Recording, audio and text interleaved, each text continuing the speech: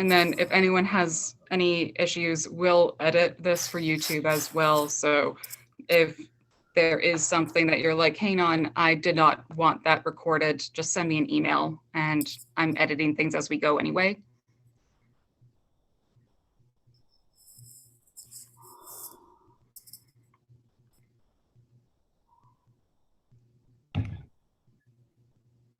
You didn't see that.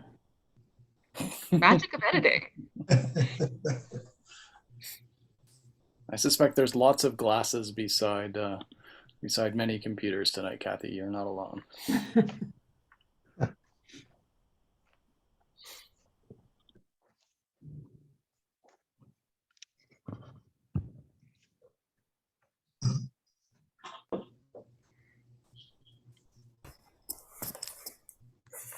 I hate to admit it, but I just finished listening to the podcast now, both of them. And thank you, Roberta. And Anne, it was nice to hear you again. It was fun is not the right word. I know that. And yet it felt like it was a very good chance to put this together.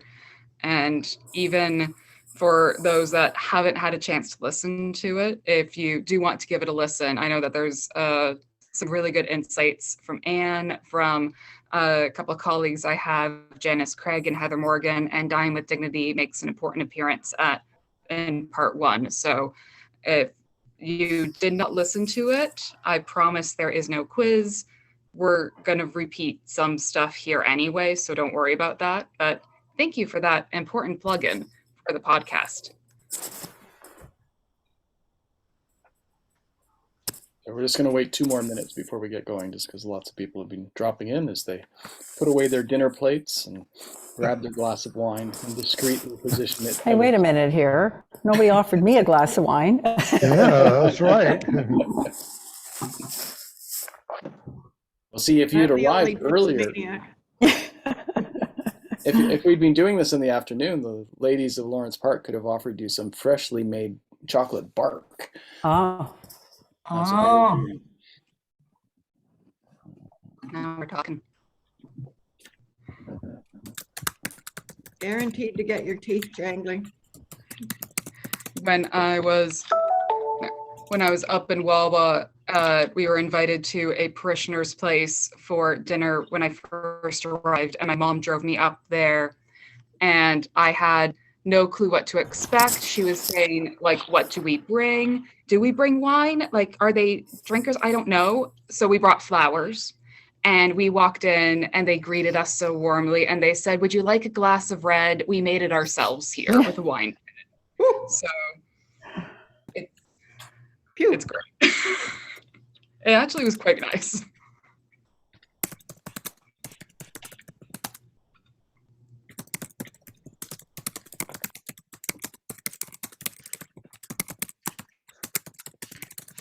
Who's typing? That's me. Oh, sorry, Stephen. You're noisy. That's all right. I just want to make sure it wasn't the drip in my wall that's driving me crazy. Oh dear. Okay, it's Roberta's gone away. We'll wait for her to come back to start. Hello, Jenny Mills. Who's that? Sue Comish. Hello, Sue Comish, and Paul's here too. Hello, Sue. Hi, Paul. Nice to see you. Nice to see you. Well, thank you we're glad we heard this was happening. So thank you, Lawrence Park. Getting through the newsletter. But how did all these people get in? I don't know. Maybe the same way as we. We snuck in. Patty, we met at the 40 Oaks things. Yes. And we're at Fairlawn. Hmm. Okay. Roberta, we tried to get in via the newsletter. We couldn't, so we had to go on to the church website. So Okay, Diana. Okay. We're having And difficulties. some That's others what I sent did it out too. to us. in the mail, So that was great. We heard about you. So that's good. Thank you. That is good to know. Well, thank you for letting us know that. I'm glad the website worked at least. If we had to choose which link worked, make it the website where people can get to it compared to the newsletter where if you miss it, you miss it. But That is good to know. Well, luckily we have a few people who are sort of on paying attention to the website, so they then send it out to the rest of us. So that was good. Good, good. Okay, so Roberta, I think you can go ahead now. All right. All right. Good evening, everybody. Before we begin, I'm going to ask that we begin first by quickly muting ourselves. I appreciate the conversation, but Zoom manners and all that. And if you are having any trouble with either muting yourselves or any tech issues, then not to worry, because Stephen is running point today and he'll be more than happy to help you. So on behalf of Lawrence Park, on behalf of this group here, thank you so much for being a part of our MAiD Q&A today. We hope to answer as many questions as we can, and if not, get you at least the resources to get those questions answered. This is such a fast moving thing that's happening in Canada. There's so much going on that we're all just trying to keep up as we go. And before all that, as always, a wee bit of housekeeping. I know exactly what I'm saying. Apologies, there we are. So as I said at the very beginning, this will be recorded for YouTube. We will edit it a little bit as necessary. If there's something that you bring up that you say, I really don't want that online, just send me an email and we'll make sure that that's taken care of, especially because this is such an intense conversation. I don't want anyone to think that they've said something that it's now out there permanently and they don't quite like the way that it was brought out. And on that note, because we are talking about things like death, dying, disability, terminal illness, even suicide, which while MAiD is not suicide, you cannot have this conversation without talking about that. I think it's just a heads up that we will be as professional and courteous as humanly possible, but this is an intense conversation, so just keep that in mind for yourself. With all of that, we know that everyone here has been touched with dealing with either death or MAiD or having these conversations themselves, or you're simply incredibly curious because you've seen all the news articles and you have a million questions. And we're grateful that you're here. And with that, I have a few people that you'll be very interested to meet. If I may share my chat screen, or if I may share my handy dandy little presentation. You know what? I cannot share it. Okay, because I memorize these people because I know them so well. We begin with who many of you know quite well, Reverend Dr. Eric Bacon. He is the Minister Emeritus here at Lawrence Park and the Pastoral Care Minister here. He has seen many of you through some intense conversations in life and death and life beyond death, and has walked many people through the death and grieving process here and has some real insight into pastoral care. And I'm thrilled to welcome Reverend Dr. Ann Simmonds here, who on top of being a guest for our podcast is also an expert in the UCC on dying, death, grieving, the whole kit and caboodle. She, including being on one of the first panels in the 1990s on what was then physician-assisted suicide, and has been involved in the conversation since the beginning, on top of just being an awesome teacher, where not often that you get to have a really good conversation about death in a graveyard and say, that was a great afternoon. And it's been great. And as for me, my qualifications here, for anyone who doesn't know, is I am one of the ministers here for young adults and co-host of the Rooster Crows podcast, which is from Lawrence Park. And that includes conversations about basically everything from summer camp to drug use. And we included a 2-part series on MAiD with several folks here. So much of what we have to say is based off that research. For us to begin, I think it would be good if we have just a few minutes from each of the presenters on what they're bringing to the table around MAiD, hospice care, pastoral care around this. And then after that, we're open to any questions you have. If you have any questions, feel free to unmute yourself and share them at the Q&A point. If you don't want to share on camera, just type it and we'll see it, and Stephen will let us know if we missed anything. Or if you have any questions after all of this, just send us an email and we'd be more than happy to keep this going. This is not a one and done conversation. To begin, I believe the best place for us to start would be with what exactly is MAiD.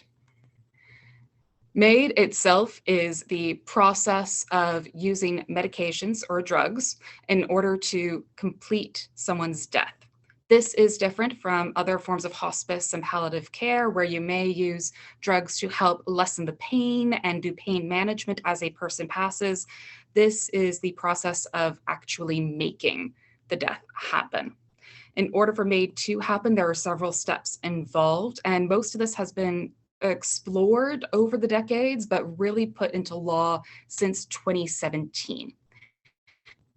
I have the list here of everything that you would need to possibly know. Most of it is in the podcast, but the bullet points for those who either did not get a chance to hear our podcast or are having questions. The big one is what qualifies someone for MAiD, right? And there's two categories right now for who can choose MAiD. One is someone who has a foreseeable death, which is usually someone with a terminal illness that does not have cure or treatment, and they can only really be offered pain management or symptom management. Based off of an assessment by 2 doctors, this gives them an option that does not require long-term hospice care or palliative care. This is allowing them to choose the exact time and day of when they leave. Examples might include if someone has Huntington's or terminal cancer or ALS, where they are able to consent the entire time. These do not include illnesses that at that point they have a loss of cognitive skills, such as any illness that impacts your brain so you cannot give consent and you do not understand what is happening. This does not qualify for that, whether or not that is the illness that kills you. What was recently done as of last year is called an unforeseeable death. This is where someone is dealing with a disability or illness that is not terminal, but through 2 doctors has been deemed to be serious enough and severe enough that they do qualify for MAiD. The apologies as I go through my notes here. The difference here is that this person may not die directly from this illness, directly from what they're diagnosed from, but they say the symptoms are too much. I do not wish to keep on living like this. I also understand what I have. I understand what MAiD means, and I consent going through this procedure at every single step.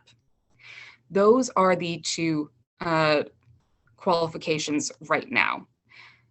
The big one that I'm just going to mention, and I know that we'll have questions later, but this is the one that I think people have been thinking about carefully, is as of March 2023, next year, people with mental illness as their sole underlying medical condition will have access to MAiD if they meet all of the eligibility requirements and the practitioners fulfill the safeguards that are put in place. This is a very small paragraph that says a heck of a lot more than is actually in there. So I'm more than happy to put that in for the Q&A because I'm sure that you'll want to flesh this out. But this is what they're proposing will be put in place for March next year. Right now, it is strictly physical illnesses. With MAiD itself, there are criteria that must be met beyond just having an illness or a disability. There's like I said, a foreseeable death or ending the suffering due to an unforeseeable death, but a chronic illness or a disability that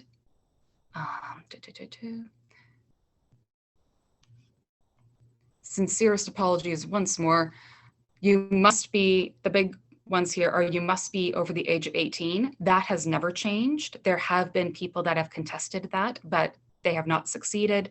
There is at no point anyone that has managed to succeed achieving MAiD under the age of 18. And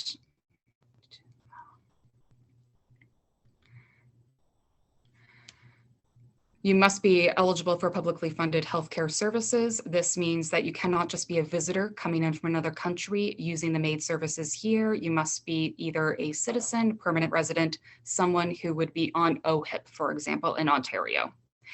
It must be a voluntary request that is not the result of external pressure. Again, a very loaded statement, but it cannot be a loved one coming up and saying, she has a sprained ankle, she qualifies for MAiD.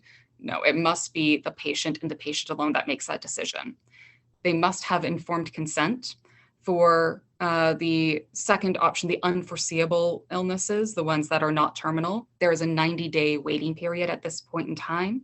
For terminal illnesses, there is no waiting period.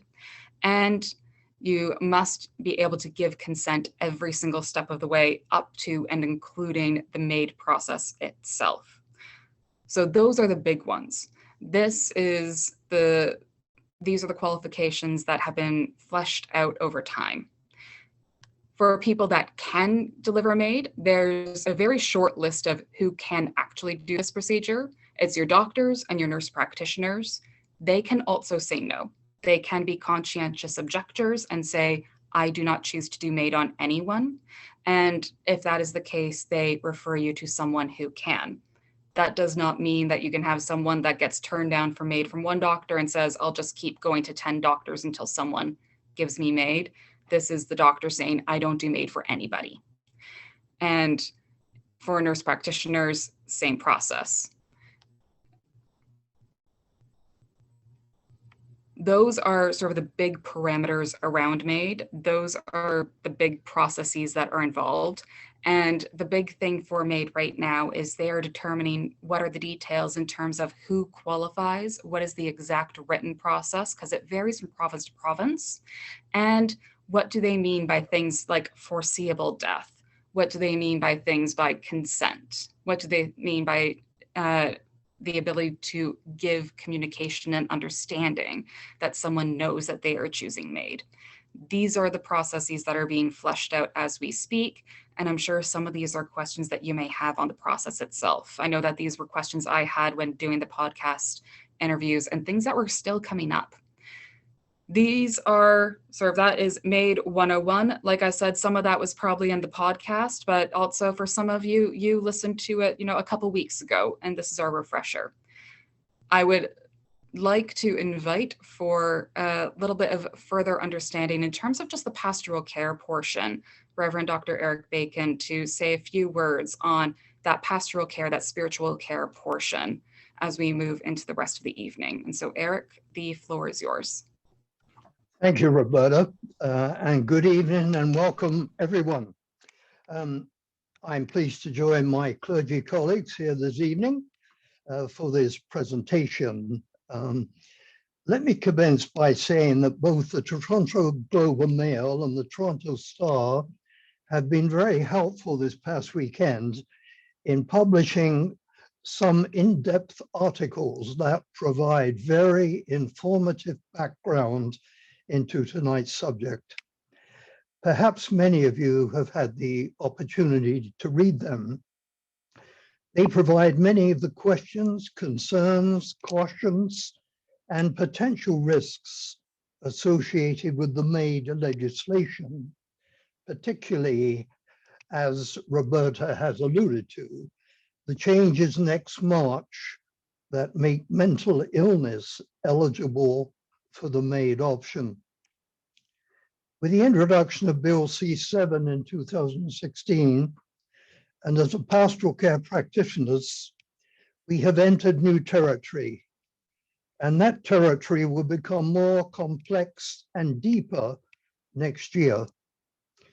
My specific role this evening is to speak to the practice of pastoral spiritual care and briefly to what should inform a pastoral response to a patient in most cases a congregant, who is considering or has already met the criteria for medically assisted death.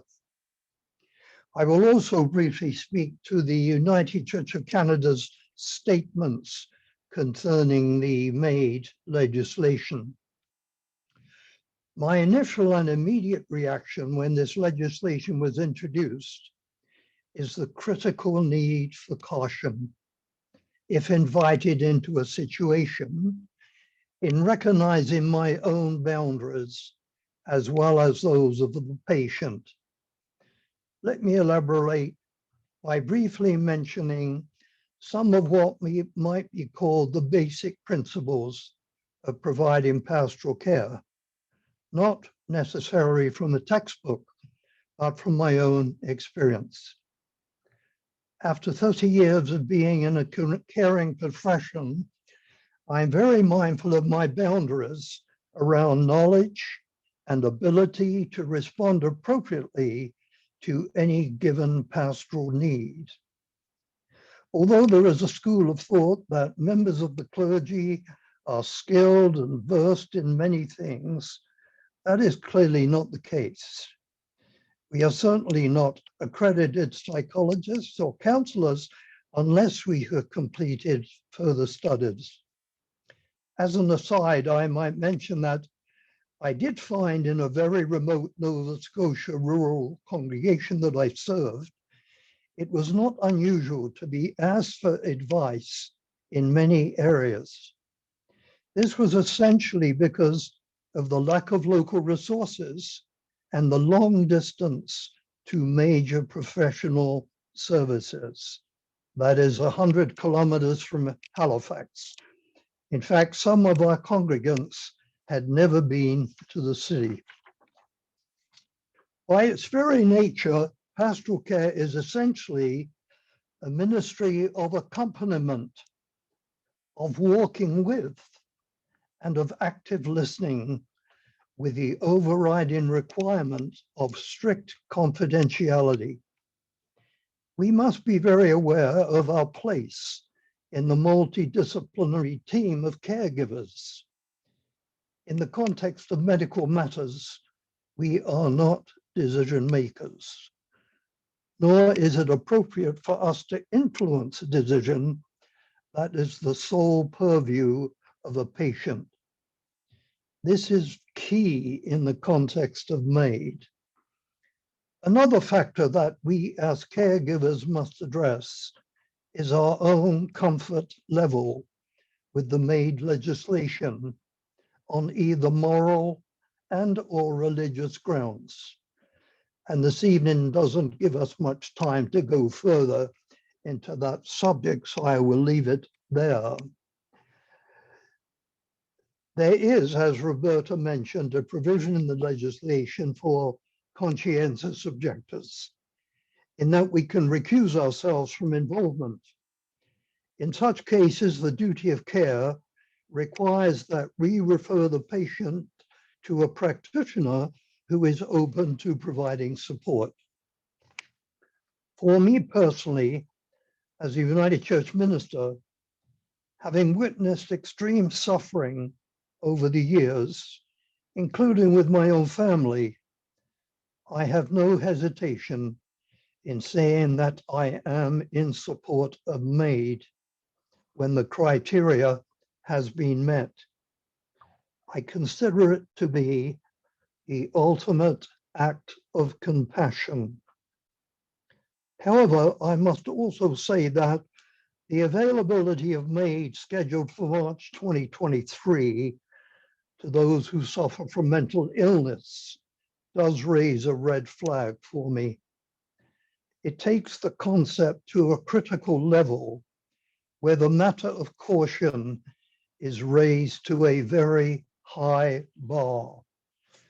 The concern on the part of the medical and caring practitioners is the need to safeguard and protect the vulnerability of mentally ill applicants who consider the MAiD option to end their lives. The United Canada has issued two statements concerning MAiD. Bear in mind that a statement isn't necessarily a position, as the UCC has not taken a formal position as of yet. In its initial statement made in 2017, I want to quote, and I will just find my material here, and I will go to the very concluding words of this initial statement from May of 2017. And I quote, "The issue of medical assistance in dying is one that needs ongoing reflection and dialogue in communities of faith. It may be chosen as a faithful option in certain circumstances.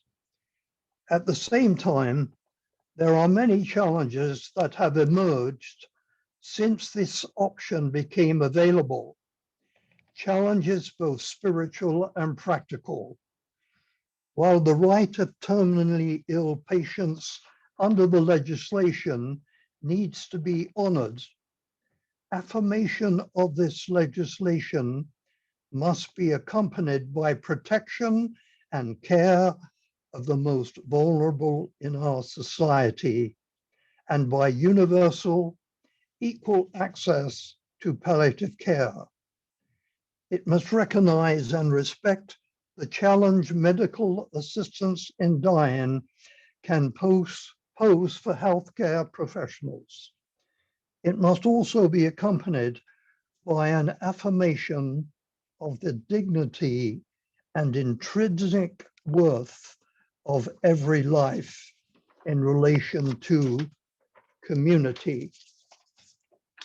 And then a further statement much later in May of 2020 updated that initial statement. And let me just quote the 4 additional updates. Number 1, that the criterion of foreseeable death for access to medical assistance in dying be maintained. And Roberta mentioned the definition of foreseeability. Number 2, that ending suffering due to mental illness not be a category for MAiD, and that the church advocate for increased mental health resources. Number 3, that advanced directives in relation to MAiD not be permitted. And lastly, for mature minors, capacity to make a decision for MAiD be judged on a case-by-case basis by medical professionals in consultation with family and the community. You have probably found that there is a recurring theme in much of published material, comment, and debate that has been disseminated in recent months. It can be defined in questions such as, has the legislation gone too far? How can we protect the vulnerable members of the community? And Robin Urbach of the Globe and Mail sums up a widely held view in her article entitled "On MAiD, Canada is on a slippery slope." So let me conclude by saying that as a pastoral care practitioner, I believe that when we are invited, and the key word is invited, to walk with a patient who has received approval for medically assisted dying, we are called to bring to that accompaniment the utmost of clarity, dignity, and compassion. Thank you. Thank you very much, Eric. It means a lot to hear the wisdom and experience come through this as well. I want to invite Anne, if Reverend Dr. Anne Simmonds has any words that she would like to bring to this conversation as well. And I know that we could talk about this for hours, but if there's highlights that you want to bring from your research and from your work into this and into hospice care in general, which I know is your forte. I think you're muted, Anne. Yes, it just said unmute myself. Thank you. I'd like to be able to see everybody, but actually I don't need to, but I'm going to ask a question. I'm going to ask you to put your hand up. So if you don't have your screen on, put up your artificial hand as if you're asking a question in response to my questions. How many have you, put your hand up if you've been with somebody at the time of their death, when they've taken their last breaths? How many? Put your hand up. And those of you who are on a thingy. Okay, so certainly not everybody. And I'm assuming that if you haven't been there at the time of death, you haven't seen a dead body, other than like a dead body before it's been embalmed, right? Some of you have. Okay. We are a completely death, and I would even say grief-denying culture. And it's a problem. And I think it actually has led us to where we are. Now, backing up, and somehow I had taken myself off here, and now I'm seeing myself, and I really don't want to, so gallery. Sorry. Nowhere are we more grief and denying than in our healthcare system. And I've been at this work for a very long time. I spent the first 35 years of my career, first as a nurse and then as a hospital chaplain. I have stood around many, many bedsides. I nursed in palliative care, and I just want to really challenge one of the things that people say, and Eric said it in his presentation. We do have the capacity to control physical pain. We don't do a very good job of it. And I know there are people who live with chronic pain, but when I worked in palliative care, patients' pain could be controlled. And now we even have more things to enable us to do that. The difficulty is, even physical pain often has a psychological and spiritual component to it. And one of the things I fear is that simply accepting things as face value can cut us off from some of the deeper issues in life and therefore in death.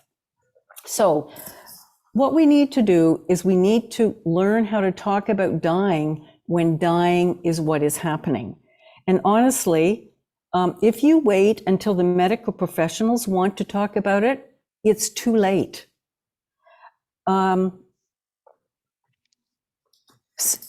There's a new book out, which I have not read, but in the Walrus, there was a write-up, The Death Dilemma. I don't know if any of you have read it or heard about it. Dr. Blair Bingham. It's a very good article, and apparently he's going to be on Ontario Today tomorrow.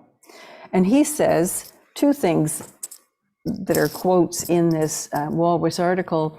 Modern medical technology makes it quite hard to actually die, but none of it gives any assurance a person will recover. How to achieve a timely death isn't really taught in medical schools or spoken about in hospitals, and it has become a critical gap in our culture. Aware of this, leading up to my doctoral research, I did my Doctor of Ministry research in the intensive care, and I studied the issue of what I considered to be over-treatment of dying patients in intensive care. So I don't know if any of you have had this kind of experience with someone you know or love, but they are resuscitated from some sort of an incident, taken to an ICU, and can be kept alive on machines for quite some time before it becomes very clear their body just gives out.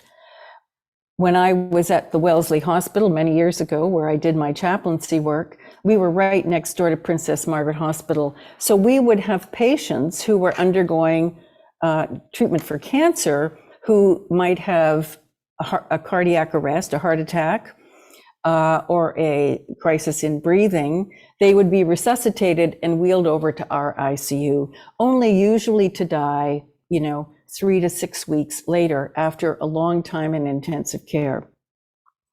So here's just a couple of little snippets from my research, because I think they're telling. And my point here is to help you understand that if you're interested in how you're going to die, you need to bring it up with your family and your doctor. They're not going to talk to you about it. Here's what one person said, a doctor. He says, "We are taught we can do a lot for people, and the more you study, the more you know, the brighter you are, the better you can make people. So if someone dies on you, or someone is not doing well, then you take it as your own fault, that you weren't smart enough. You didn't do this. You should have read more. You should have known more. So you feel it's your fault." So many medical students, and young doctors feel that there's something wrong with them if their patient dies. Now, other doctors told me when you have had quite a bit of experience and you start to realize, actually, you're not God, and it isn't always up to you that somebody dies.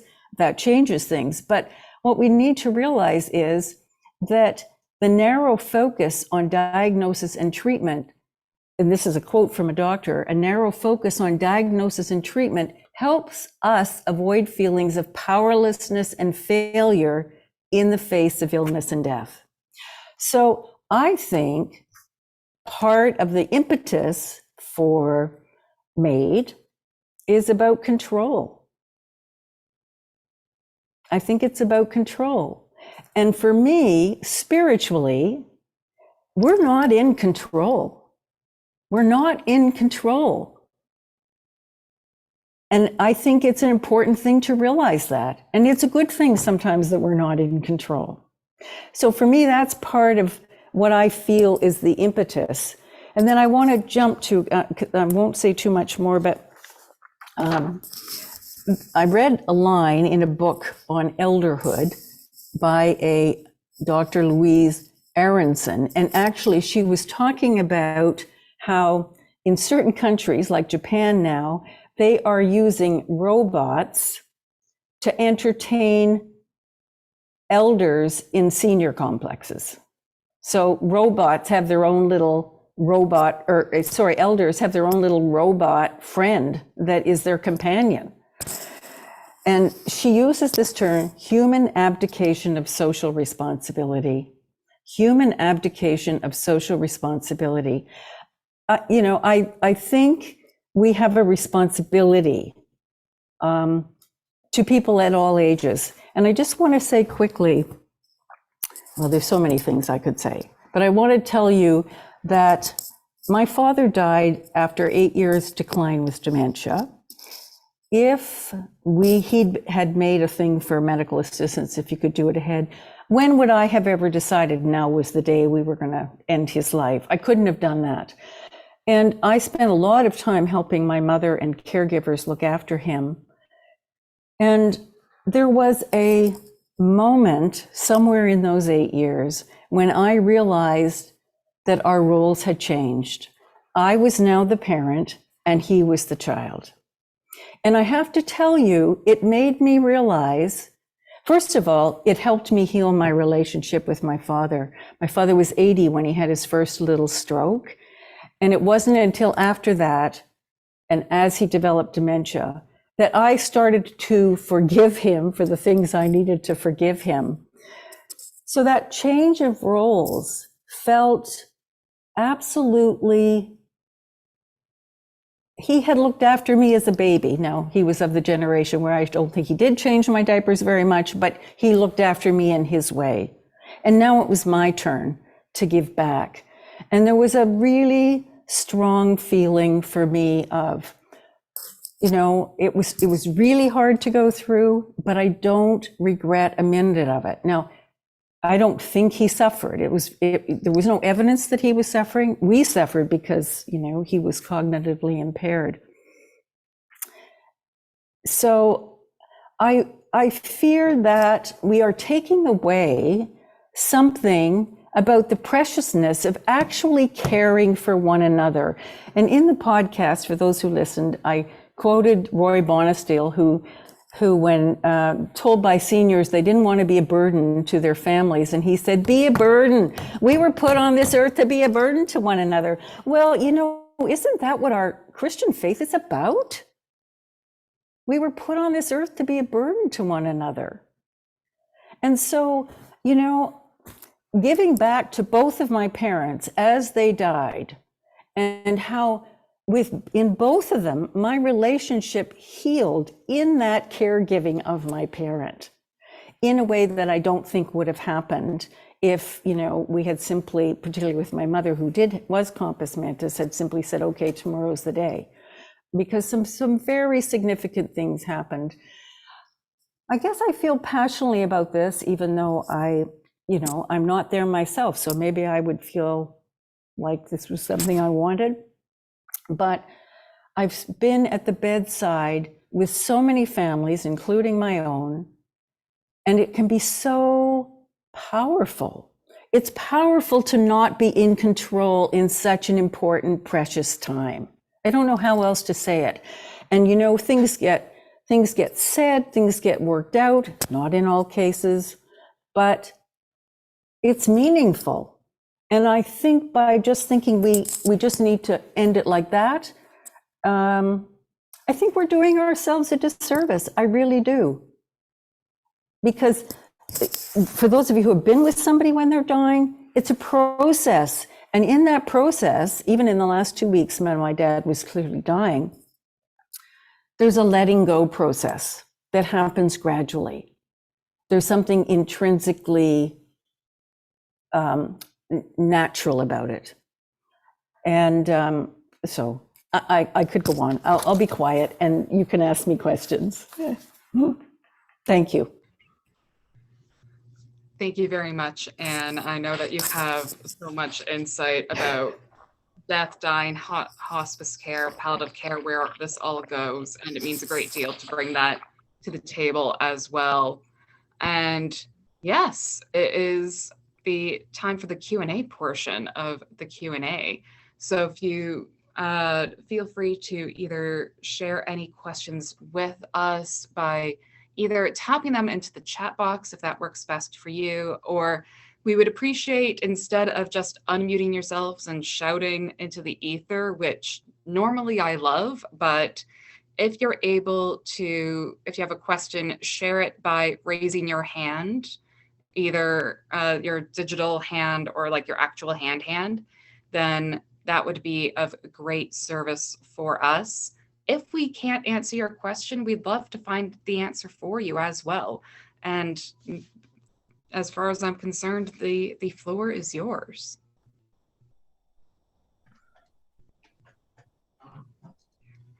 Toby, I see your hand is up if you want to unmute yourself. Well, and I just wanted to share a different reaction than the reaction you had with your father. My wife died on August 1st of this year with Alzheimer's at Belmont House. She was very well cared for there. As many of the people on this call know, she had excellent care at Belmont House. Many of you knew my wife, but if I had had the ability to pull the plug a year before she died, I would have done it. And I would have done it with the full support of our 3 children, all of whom are doctors. We talked about it. We felt that my wife, their mother, would not have wanted to live the way she was living. And as difficult as it would have been, I think it would have been the right decision. In the end, she caught COVID, and the official cause of death was COVID. As far as I'm concerned, whoever gave her COVID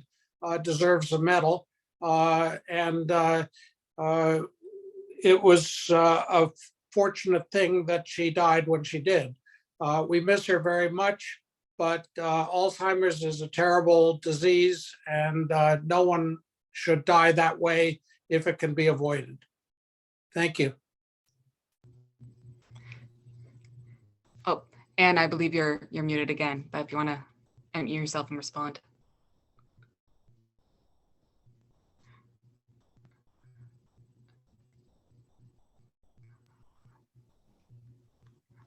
There we go. Thank you for sharing that. I am sorry, Toby. I know it's a very, very hard journey. And thank you so much, Toby. This is one of the big things for us to emphasize, is that this impacts everyone. No one is, unless if you are a hermit in the middle of the woods, everyone has encountered death or will encounter death at some point. And I believe I see Jennifer Redwood. Your hand I see is raised. If you want to unmute. Yes, thank you. I'm a member of Fairlawn Church, and I wanted to just say I totally agree with Toby. My mother, it took her 8 years to die with pretty severe dementia and physical illnesses. She was not in a facility that treated her well at all. She was sexually abused, and I had to advocate constantly with nurses, doctors, PSWs who treated her not well at all. I had no other choice. I couldn't care for her myself. And if I could have done something, I would have. She was cognizant enough to, every time I left her, cry out and beg me not to leave. It was horrific, and I would have done anything to end it. Thank you.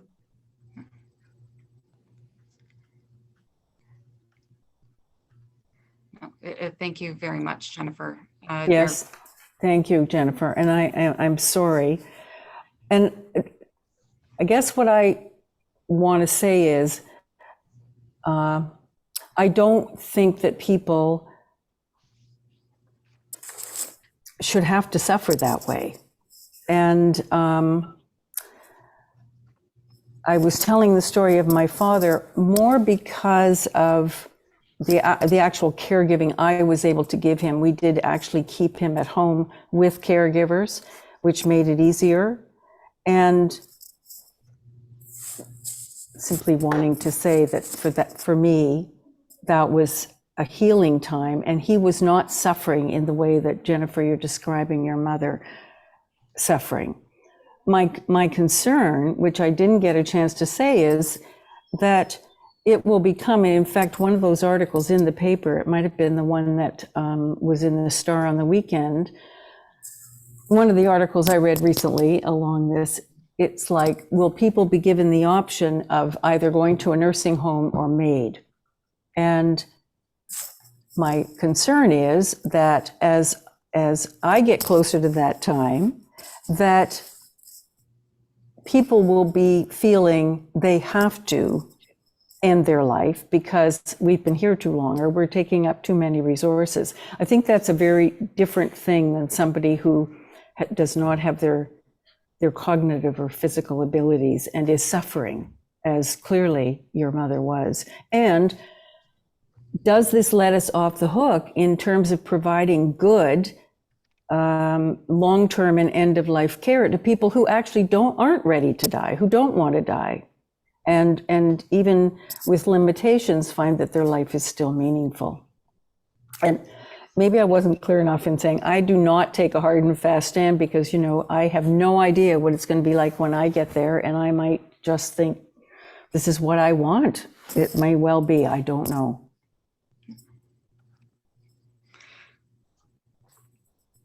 And I see Marilyn has her physical hand raised. Because can you hear me? Yep. Yeah, because on my phone, which I've never used for Zoom, I can't find where to raise my hand.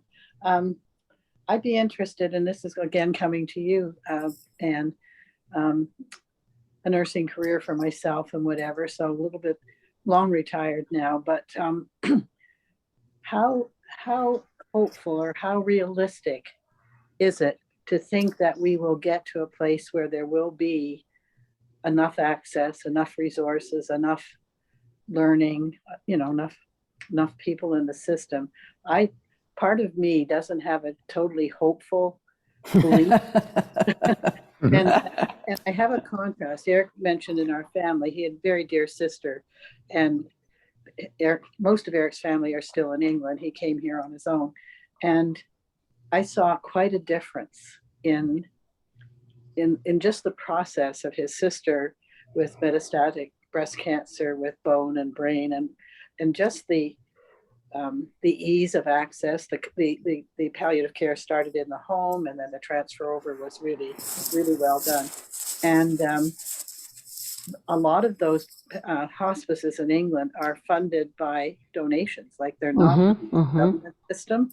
And to me, the community has responded because they know they want those places. I don't know what their staffing's like in this COVID crisis and whatever, but I'd be interested in whether you have some sense that there's some movement towards improving, because I heard a statement from somebody in the government saying everybody is offered palliative care. Yeah. Yeah, I don't think that's true. Am I muted or am I unmuted? Okay. No, I'm hearing you. Yeah. You can hear me. I think if we as a population want things to be done in a certain way, we need to be pressuring our government. That's who pays for all of this. And the trouble is right now we have a government that doesn't want to put money into healthcare. So it's expedient. It's expedient for our healthcare system. And you may not like me saying this, but make no mistake, healthcare is a business. Healthcare is a business, and it's controlled by pharmaceutical companies and technology companies. And so there's a marriage between that and the business end of it, and what I said about doctors who always have to treat because that's what they're trained to do. This is a diagnosis, this is a treatment. So let me tell you a story. A friend of mine whose husband had prostate cancer and went through 2 years of treatment, but all the way through that treatment, both with radiation and then 3 full courses of chemotherapy, the tumors were still growing. It was not effective. He was ordered a 4th course of chemotherapy, and it wasn't till then when I think finally his wife said, you have to ask the doctor, what the possibility is here. Well, he had already literally failed 3 courses of chemotherapy, meaning he had had 3 full courses and it had not got better. The cancer had continued. So he actually turned that down. He had MAiD a week later. So he went to palliative care, but he wasn't in palliative care long enough for the palliative care people to kind of put the resources and symptom control in place so that he could have had, and they told him he could have had 2 or 3 or 4 more months. But he and his wife were the ilk, like, we've done all this, now this is the next treatment. And I think actually who am I to say? He didn't seem to be in pain, the pain seemed to be controlled, but I think it was like for him, he thought for 2 full years in this treatment that he could get better. And then when he realized he wasn't, it was like, okay. What I think is unfortunate is that we don't have the kind of conversations early enough. I used to work with the cystic fibrosis program at the Wellesley Hospital, and this is the one place I saw things done differently and with a model that I think if it was in all of our healthcare and all of our systems, it would be great. So because cystic fibrosis is like most diseases, it's just that people die younger with it because they're born with it. When the doctor sees that certain indicators are happening physically, i.e. indicating some deterioration, she knows that she's about 18 to 2 years out from this person's death. She knows. It's like a cancer doctor who does breast cancer. They actually do know, to a certain extent, the kind of trajectory. So when she sees these indicators, about 18 months to 2 years before she thinks this person might die, she says to them in a clinic visit, she says, if at some point you would like to talk to me about what it will be like when you die, let me know. And she says to me, and these are young people, these are people in their 20 to 40. She says, inevitably say, I want to talk about it right now. And so she talks them through what it will be like at the end. And part of what it will be like at the end is that we will keep you comfortable with all the things that we have, pain medication and all the various treatments. But we will not take you to the ICU. We will not be performing resuscitation. And we will, when it is time for you to die, we will make sure you are comfortable. And that's what happens. I mean, over and over again in the hospital, you see particularly elder, but younger than elder, people who are resuscitated when they've got a lot of underlying disease and they get taken to an ICU. And over a certain age, it's like 75, if you've got 3 systems failures, you're not going to come out of ICU. And most of us, my age and older, we should have a living will.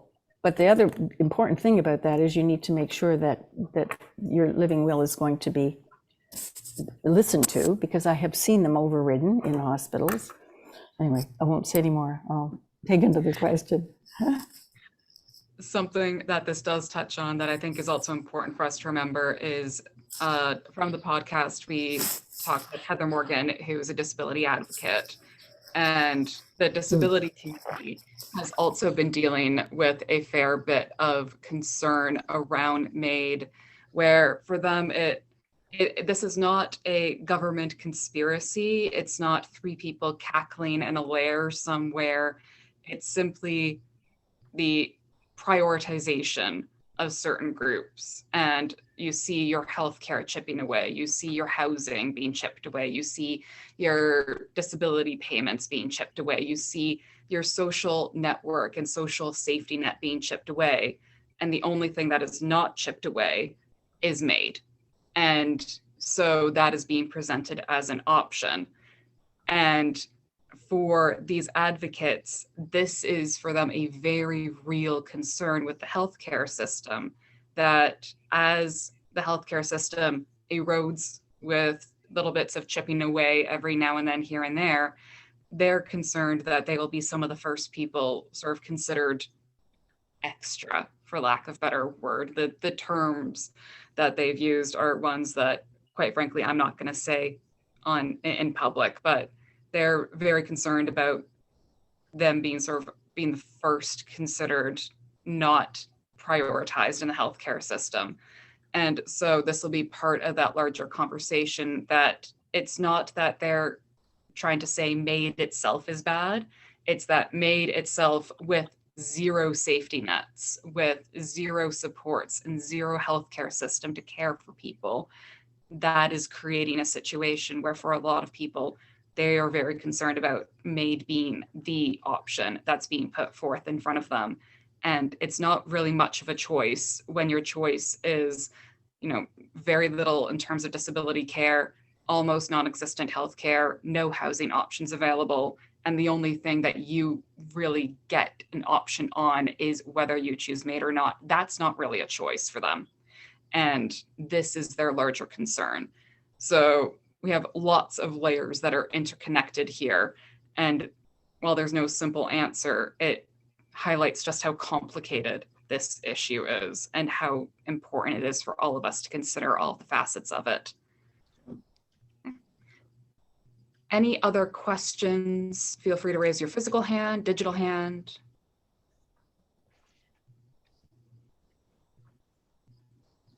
I see Sheila with a real hand. Yes, I have a problem knowing when to tell my family, do not resuscitate or intubate.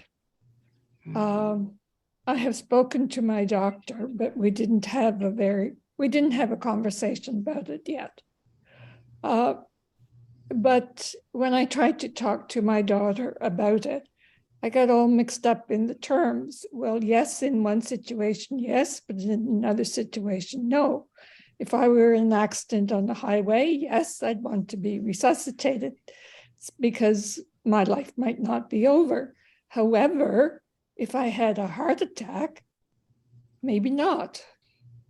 Could anyone comment on that kind of a situation, please? This is probably Anne's bailiwick. I know it's certainly not mine. Feel free to unmute yourself, Anne.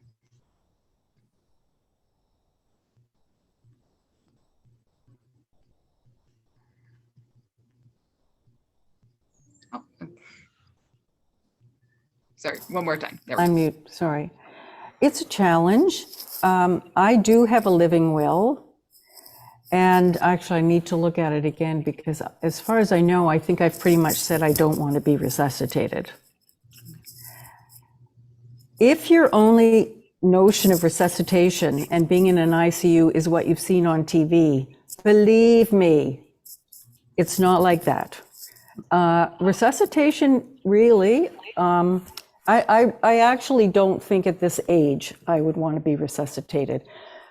If I was severe enough from a car accident that they needed to resuscitate me, let me go. And I mean that. I don't know if that helps you, but you need to have that conversation with your doctor. And it's very hard to have those conversations with doctors. Usually they don't really think about DNR until you're about less than a week away from actually dying. So more power to you. And I don't know if that helps, but something that might be of help is I've known from a couple of people that they've written down, it looks almost like a choose your adventure card where it says, you know, I want to be resuscitated if, you know, in a car accident, if this, do not resuscitate if this, and this. And while I don't believe that's like a full formal do not resuscitation order, which is a very distinct thing and tends to be associated with if you're dealing with palliative illness, at the very least, it gives your family like a clearly written piece of paper that says, I want to be resuscitated if this, if I stub my toe, resuscitate me, etc., and do not for these other conditions. And sorry, Anne, yes. am I unmuted?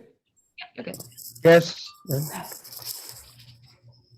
Most resuscitations aren't that successful unless you're actually in hospital when you're resuscitated, particularly over a certain age. Anyway, Kathy, you had a further question? Oh, I was just going to add, years ago, we had a session at the church about living wills when they were new, and the issue of, you know, how you could tick the boxes. Right. As you were mentioning, Roberta. And, right. And I think Joan Silcox Smith was there at the time, and I remember her saying, what you check off when you're healthy is quite different than what you're going to check off if you're seriously ill. Right. Say when you're healthy, oh, you know, not then. But when you're not healthy, you check the list off differently. Yeah, but if you're not healthy and you've got some underlying issues, then you do need to talk to your doctor because, but they're very hard conversations to get doctors to have. Yeah. For precisely the reason that I'm saying. And the other problem is living wills. I have watched as doctors convince family members to override a living will because they say, well, we might be able to pull your mother through this. But I can tell you that after a certain age, and that would be my age and older, if you have a stint in an ICU, the chances of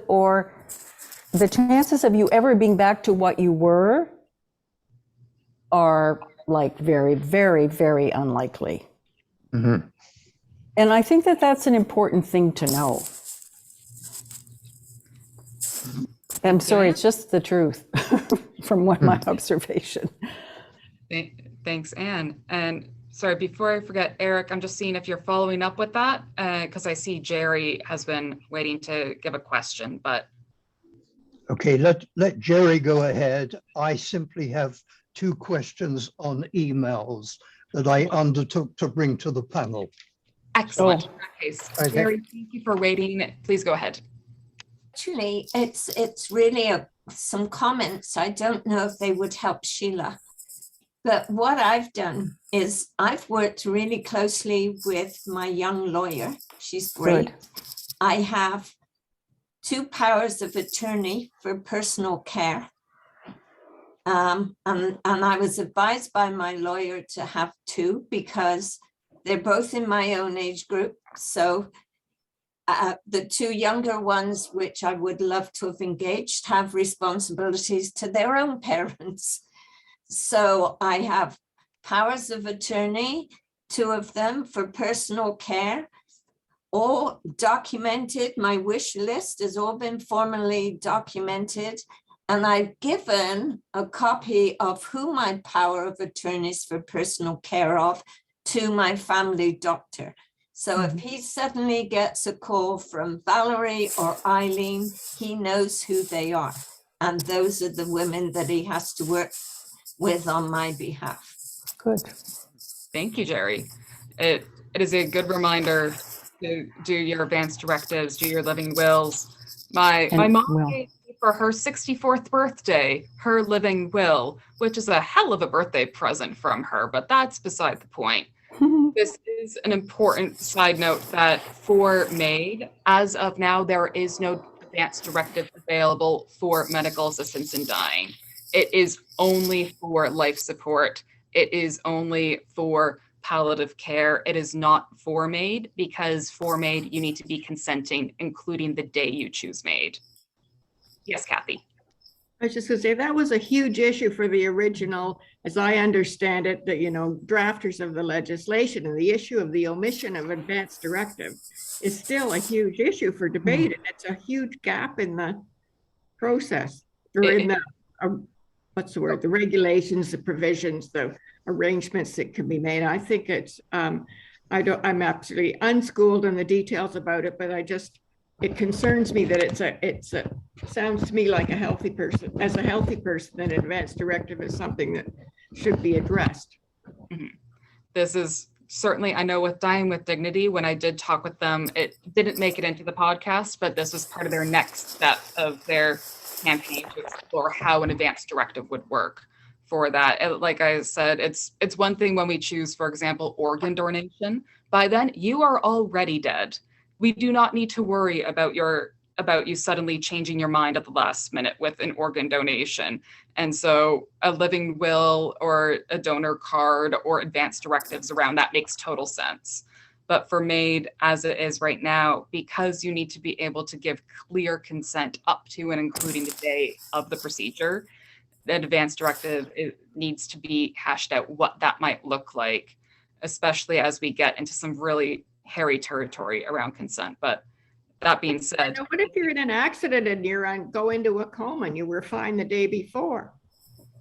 This is the big question. This is where that advance directive would come in, at least for life support, because I was doing pastoral care for a woman who died last week, but she spent about 2 weeks being non-responsive in hospice. And her family did walk through the palliative care, which Anne has done thousands of times, and Eric has walked families through, where it's pain management, the possibility of not using a feeding tube anymore, not using a breathing tube anymore, not artificially sustaining your life. But MAiD, like even if she wanted MAiD, they could not do MAiD because she was not able to respond saying that she wanted anything. But it was still up to the family and the legal power of attorney to decide on things like the feeding tube, the breathing tube, that sort of thing. So this is one of those times where laws are still being hashed out, and there's still a lot to do on all Set up sides. with powers of attorney on your Yes. behalf. Make sure that you have, no matter what, if nothing else from today, make sure you know who is your power of attorney. Make sure that they know that they're your power of attorney, please, because that is not a surprise. And make sure that you have your living will at least sorted out, and you can change it. It's okay. You can change your mind next week, but sort something out today. And I see Sheila with your raised hand. This is just a comment. Jerry, I commend your lawyer. I have powers of attorney for health and for property. So they just simply name who the person is or persons are. When I questioned whether having a living will, the lawyer said, just simply tell your family what you want, okay? And he said, there's no point in making an official document. So that's what I've been trying to do. But as I explained, my first foray was not very successful. So I wrote down a few things and said to my doctor, do those seem viable? But we haven't had that conversation. So your lawyer will not necessarily help you out in that respect. I had the reverse, Sheila. Our lawyer, I was power of attorney for my aunt. And when it was coming into, when we needed to, I needed to assume it, he sent my sister and me about 50 pages from the legislation and all the documentation of the responsibilities of the person who was power of attorney. And Mary and I were having a fit because it was so detailed and so extensive, and keeping track. Anyway, he was the reverse. He scared the daylights out of us by sending us this gruesome, legalese about the responsibilities. But it's quite extensive, and it is kind of sobering for people who have the power to realize that it's we read it and then kind of had to forget about it, or we would have been paralyzed. But it was an eye opener to see. Just keeping an eye on where things are for the evening. I'll have Jerry, because she raised her hand still. And then Eric, if we can go to those questions that you've emailed after Jerry's done, that'd be fantastic. Floor is yours. Okay, I can be quite, sorry. 1 second, Eric, the floor is, Jerry, go ahead. So Sheila, I would have no difficulty giving you a copy of what I call my wish list, if it helped you with what I'm saying I don't want to happen to me if I'm in the process of popping my clogs. And also my lawyer has given me, both for personal care and for property, the role of each of those POAs. She has documented their role, and it's not 50 pages long. It's very succinct, and it's just, so I give that to my POAs so that we can sit down and look at that. So if they have any questions that I can't answer, then I take those back to my lawyer. So if you would like any examples of any of that, I would be more than willing to share. Wonderful. And Eric, I believe you have a couple questions that you had emailed to you that we can hopefully answer here tonight. Yes, well, I can be very brief, because I believe that with the presentations and dialogue tonight, they may have been answered already. So let me, this is a question from Jan, who may be with us this evening. And Jan says, are those who have an incurable cognitive degenerative disease now eligible for medically assisted death? And I believe, as you just said, Roberta, one has to be competent to make the MAiD option. So perhaps that answers that question. Yes. Maybe you have some more to say on that. Currently, cognitive degenerative illnesses are not applicable for MAiD. So No. the big ones, Alzheimer's and dementia. As of 2023, it will be mental illnesses if the mental illness is the only thing you have. It's not that you have one illness and depression. But if you just have depression, currently what's being proposed is for example, in May 2023 or March 2023, if you have depression, if you have some sort of mood disorder or mental illness that is related to that, then you may qualify for MAiD, depending on what doctors say. They do not include psychiatric disorders, and they do not include cognitive degenerative disorders. So Right. Alzheimer's and dementia will still be off the table. To my knowledge, schizophrenia or things where you cannot perceive reality correctly, those will not be allowed on the table. But like those, that's where we are right now. And to my knowledge, will be for. Right. Yeah. So if you're with us, Jan, was there anything else you wanted to say while we're on your question?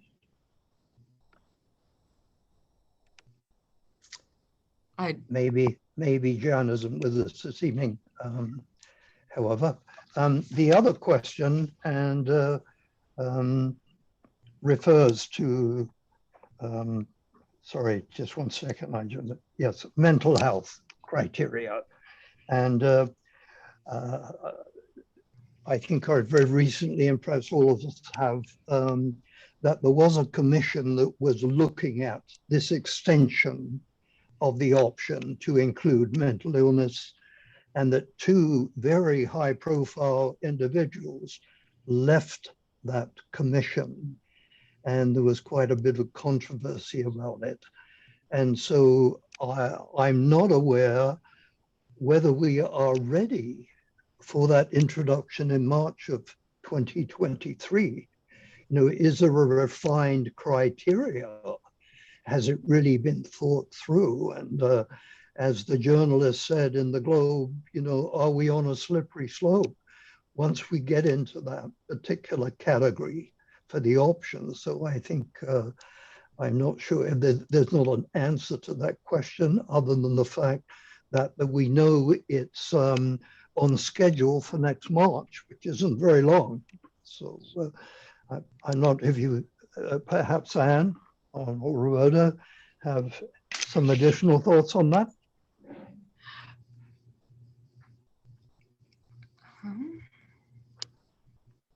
I think if you give us 1 second, Anne, let's Yeah. get you. Here we go. I think it is a slippery slope, and I think it is dangerous because there's even pressure that it will be on minors, that teenagers would be able to make this decision. So and the article in the Star, the gentleman who chose MAiD in the Toronto Star that you held up, his was not actually for mental. Well, I guess it was already mental health, but it certainly wasn't imminent physical. He wasn't expected to die imminently. So we've already moved into a territory that actually goes against what Roberta read out earlier as what the current criteria are. Which is interesting.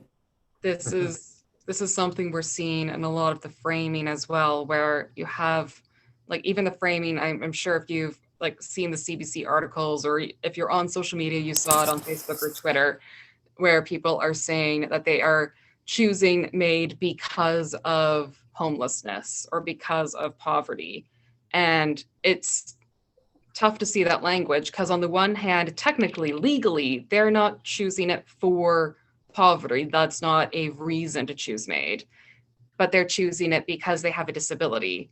And with that disability, it's almost impossible for them to feel that they're getting the accommodations that they need in order to survive and in order to actually live. And so they're choosing MAiD as the option. Yeah. It is not, and so you see a lot of sort of nuance there. And at the same time, it just sometimes boils down to this person was failed by every level of government. And at no point was anyone given any sort of accommodation aside from, have you considered this option? And that is probably going to be the larger question we have, is what can we do to make sure at every single level that there's every single form of support. So when someone chooses MAiD, it is because they're suffering. There is no other recourse or option available. Right. This is not just the first option that's best for the society at large, but best for that person. Yes. And that's my little soapbox. And I Yes. see that Stronach, I am sorry, I don't see if that's your first name. If it is, it's a fantastic name, but the floor is. Oh, sorry, that's just our family name. Okay. Actually, I raised my hand before you addressed what I'm thinking, which is how much of this eventually will evolve into a socioeconomic issue. Because, if you have some wealth and you can afford to have support, it's easier to choose life, I guess. And I just wonder how easy, I see you nodding, Anne, and you were the one I was going to direct this question to. How easy or how difficult, or none of these decisions are ever easy, but my husband's been listening to this conversation. He's now walked outside to have a cigar because it's stressing him out to hear this discussion. But because his point of view is that when he gets that sick, he doesn't want to be a burden on me. I'm there like, are you kidding? I can't wait to be able to take care of you. So you've got these issues that are happening in families, that are so complex. The discussion here on what should you talk to your powers of attorney on health about? Well, how about starting with the absolute number one issue, which is, do they have the same value system as you? And so in my family, we don't have the same value system. My husband would say, as soon as I become a burden, I'm being facetious when I say this, but he would say, as soon as I become a burden, pull the plug. And I'm of the view that, like, are you crazy? It's going to be my honor in life to be with you through this journey, and I'm going to be there every step of the way. So if your view is, honor me when I say pull the plug, then I'm saying don't pick me as your power of attorney, because I am never going to fulfill that. So I think these conversations, it's like you can think that it's going to work out one way. This is such a deep, complex topic that, as you work your way down, you can have the theory all down pat. You can have the medical structure, I'm struck by the comment that was made here that the doctors don't want to engage in this conversation. We see this all the time. Every time you go to your doctor, it's a choice. I'm offering you this surgery. It's never a recommendation. We think you need this surgery. You will be able to, it'll relieve the pressure on your knees. You'll be able to walk. You never have that dialogue with a doctor. The conversation is, well, we're prepared to offer you this option. So they're not telling you to do it. They're telling you to choose. And I don't know who has the skill set, and how do you develop that skill set to engage in wise medical decisions. I view this topic as so, I can't even, I'm on here and I don't have this issue personally right now, but I've lived through my mother passing away. So I can tell you already, I know that if she had wanted MAiD, I would be the worst person to have as her power of attorney. But I've also had clients who have chosen this, and I've had to, I've become an emotional wreck. These are very hard, very hard. So no, I guess I don't have a question, because my question is that it sounds so, I feel like there's marketing. Okay. I don't want to sway anybody who feels like this is an important decision, but for me, I feel like, when you put a government guarantee on it, it must be good. Like, I'm not exactly, for me, from where I'm coming from, I'm not exactly sure, but then I also am not in a in an economic position where I think I would ever have to choose between my family being able to cover rent and car payments and that sort of thing, or, and having a job and having some long-term security, and how much of a burden am I going to be on them from a financial point of view. That's the thing that's crossing my mind. I don't really have a question. If somebody wants to guide me on this, clearly I'm not this is hard, right? This is hard. So what I want to respond to that is life is hard. Yeah. Life is hard. Death and dying are not easy. Grief is not easy. And if we think life should be easy, we're kidding ourselves. So this is about embracing life, embracing death, and embracing the complexity and the pain. And so, what I hear and what I would invite you to think about is start a journal. What's your first name? Susan. Susan? Yeah. Susan, you've got so much stuff going on in your mind about this. Just for yourself, start writing and see where it takes you. And we go to places of pain. Life is difficult. I mean, life is difficult quite apart from, I'm privileged. I'm not worried about having a roof over my head and food and so on. But just the emotional aspects of dealing with life and death and people we love getting sick and dying, it's hard. And to think we can avoid it is, well, I'm going to be really cruel and say it's immature. Everyone on this call is old enough to know that life is difficult, right? Get over it. Get over it. And just live life deeply. That's what we're called to do. That's what we're called to do, to live life deeply. And if I could just give a little sermon here, Stephen, before we close, and Stephen's heard this because he's been in my class. The central story of our faith is Jesus' death and resurrection. And I think that is a model for life, meaning in the story, we know that Jesus goes to the Garden of Gethsemane. He's sorrowful unto death.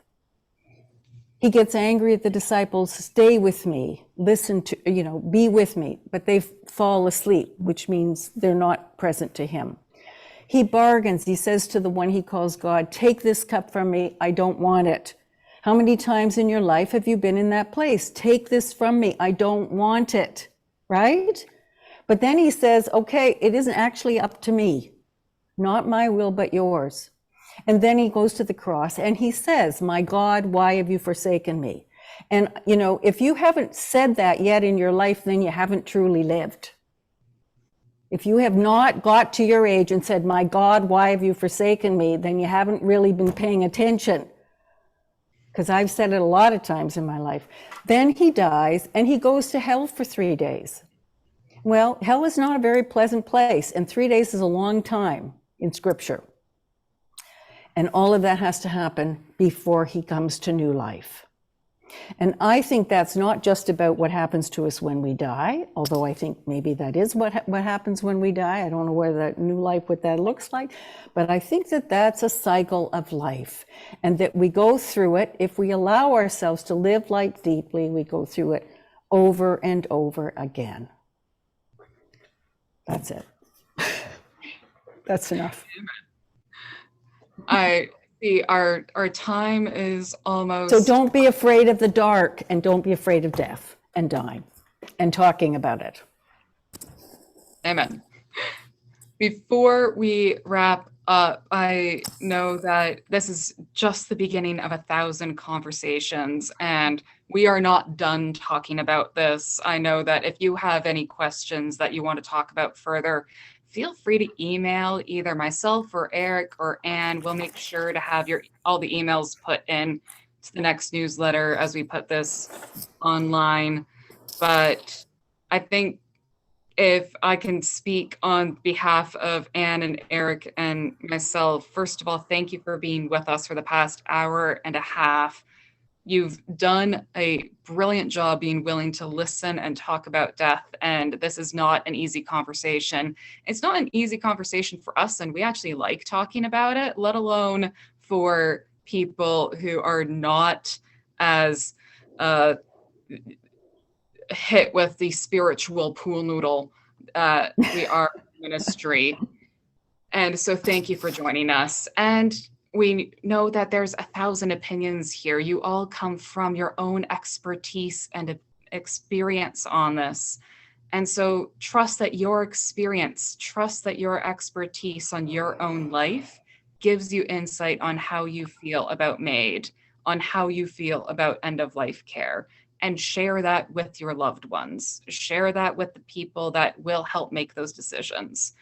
And feel free to share those with the people that are making these government decisions as well. Share your opinions with federal government on MAiD. Share it with the provincial level on healthcare and housing and everything in between, because they don't want to hear opinions, but they can hear them anyway.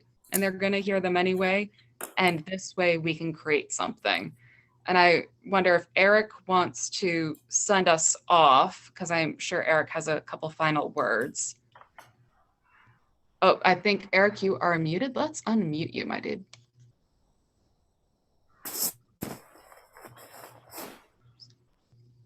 Oh, 1 second, Eric. Okay, am I there? We're good. You were saying. Great. I simply wanted to say that being in a caring vocation, and perhaps my colleagues on the panel are feeling the same, but I'm most encouraged by the openness this evening.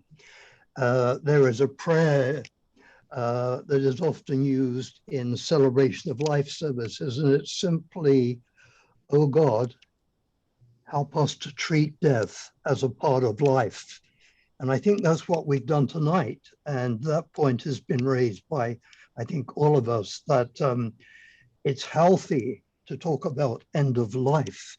It's healthy to make sure our families are very much aware of our wishes.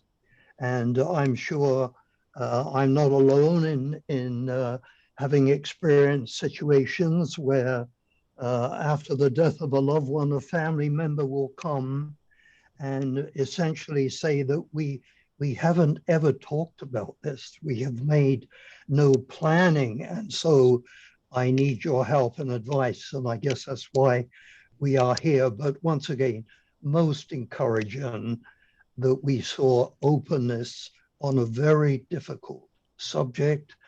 And as I mentioned in my remarks, we are into new territory, and it's complex and it's challenging, and we can all play our part. So a great pleasure to be part of this tonight with Anne and Roberta. So thank you. Thank you all for being here. It has been a real treat to be part of this process with you all. We will continue learning and talking about MAiD, about dying, about life and death and life beyond death together.